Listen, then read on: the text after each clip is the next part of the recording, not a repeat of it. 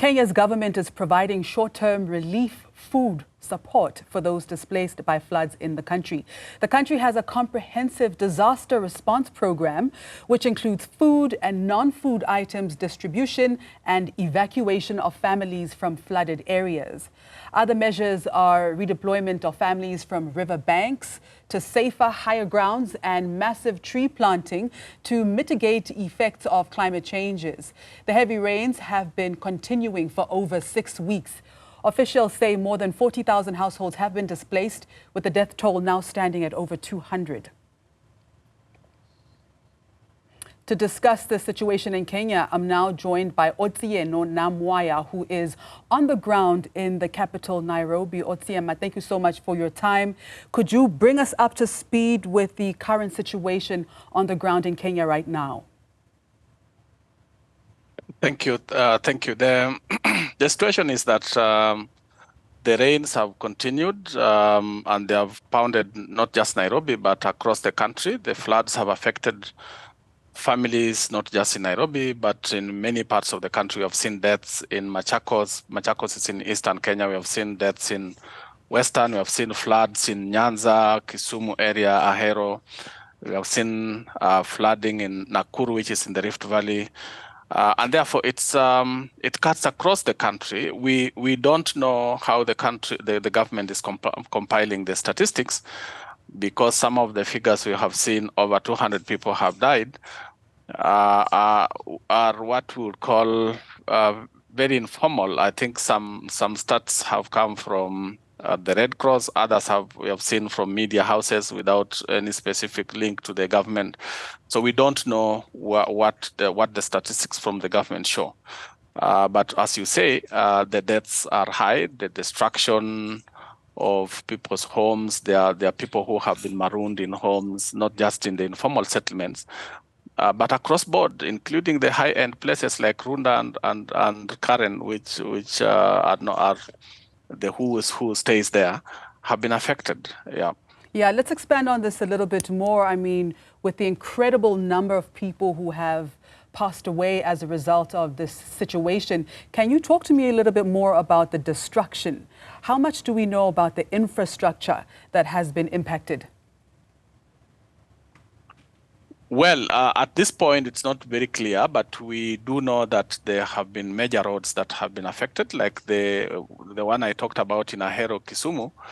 It's a bridge on one of the major highways from Nairobi, linking Nairobi to Kisumu, which was, it wasn't exactly swept away by the floods, but it was, the river had broken its banks, and I think the motorists were not able to pass. Then around Nakuru, Naivasha highway, there's a river called River Malewa, which had also broken its banks. But we have also seen rivers that have swept away bridges on the roads, and therefore roads have been closed in some places. In Nairobi, there are places of Nairobi where the rivers have broken their banks and people have not been able to pass. We know that there are also homes that have been swept away. In Mathare, like I had mentioned earlier, I think there were homes that were swept away. There were families that we know, at least one family that we know that I think the floods swept away the entire house, and the owner of the house, a single mother, was found. The body was found, but four of her children were yet to be found up to last week. I think there's a fundraising going on, but there are several other families that have been affected in other informal settlements like Kibera and among others.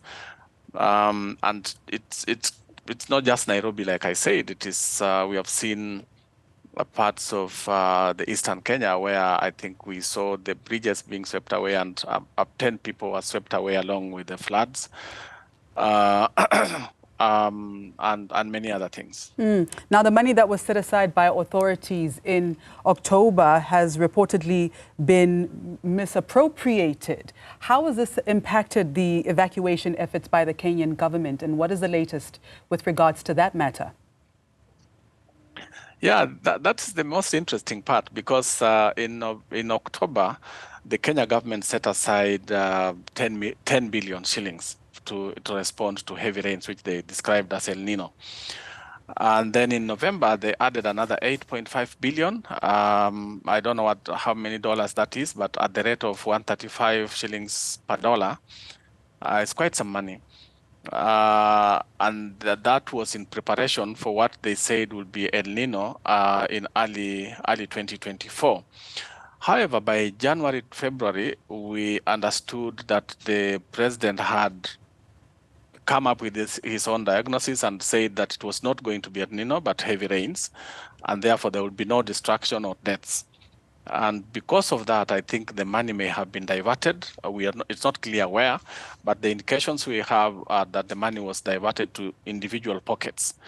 The government has not investigated those allegations, but what we know is that the money is not there. Because of that, the government's response has been muted, sort of. Even though the rains have been going on for weeks now, the government only started talking maybe the last 3-4 days.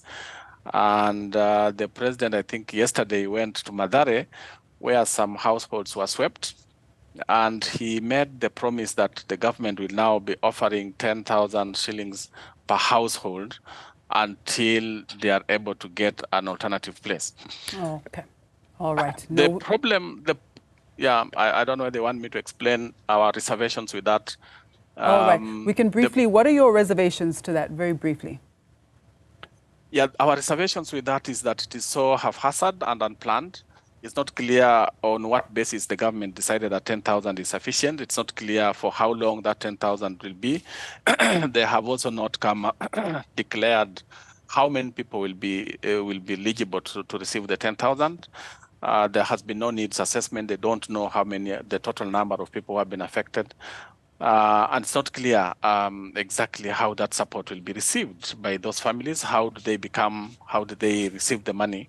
It's not clear. And the reservation most families have is that the government has made false promises before, and it's not clear whether this particular promise is any different from the previous promises the government has made. Wow, thank you for your time. So Otsieno Namwaya is Associate Director at Africa Human Rights Watch.